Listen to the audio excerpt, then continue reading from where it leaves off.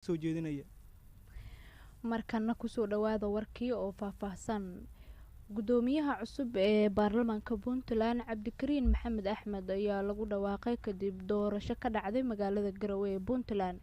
wariyaheena Cumar Maxamed Soomane ayaa warkan faahfaahinaya xildhibaan Cabdixakiin Maxamed Axmed Dhoobadaareed ayaa ku guuleystay doorashada gudoomiyaha golaha wakiilada maamulka Puntland oo maanta lagu qabtay xarunta baarlamaanka magaalada Garowe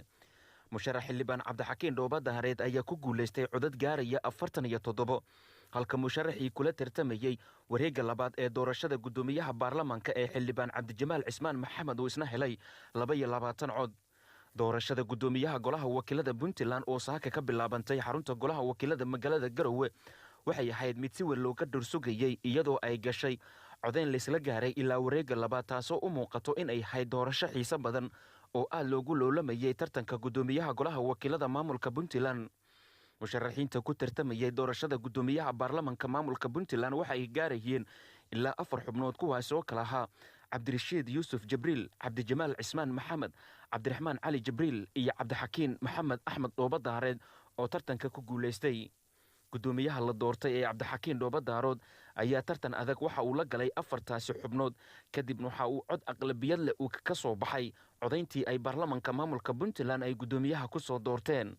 markii ay soo dhamaatay doorashada ayaa gudoomiyaha cusub ee golaha wakiilada Puntland Cabdixakiin Dhoobadaareed waxa uu ka mahad celiyay xildhibaanada sida wanaagsan oo ay codkooda u siiyeen isagoo ballan qaaday in si cadaalad ah uu ugu qaban doono xilkan maanta ay u doorteen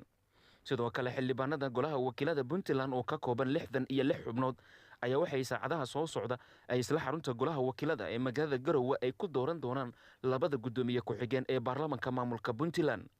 amniga madasha doorashada ay ka socoto ayaa si aad loo adkeeyay waxaana xiran wadooyinka laamiga ah ee dhexmara bartamaha magaalada Garowe waxaana saraakiisha ciidamadu ay sheegeen in si loo adkeeyo amniga goobta doorashada la xakameeyay dhaqdhaqaaqa guud ahaan magaalada Garowe weli waxaan ku jirnaa wararkii ku saabsanaa gudoomiyaha cusub ee baarlamaanka Puntland Cabdi Xaashi Cabdullaahi gudoomiyaha aqalka sare ee baarlamaanka Soomaaliya ayaa u hambeliyay Cabdikariin Maxamed Axmed oo loo doortay gudoomiyaha baarlamaanka Puntland mudane Cabdi Xaashi ayaa gudoomiyaha cusub u rajeeyay guul wuxuuna Alle uga bariyay inuu xilkiisa ku dhameysto wanaag